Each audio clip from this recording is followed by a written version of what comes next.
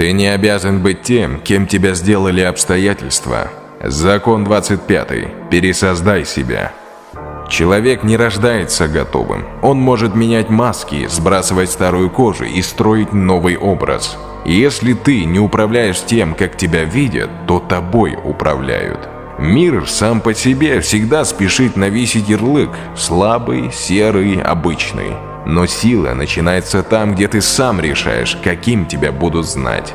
Великие знали это. Например, Цезарь создавал ауру непобедимого полководца, Наполеон же – образ человека судьбы. Они играли роль, пока она не становилась их сущностью.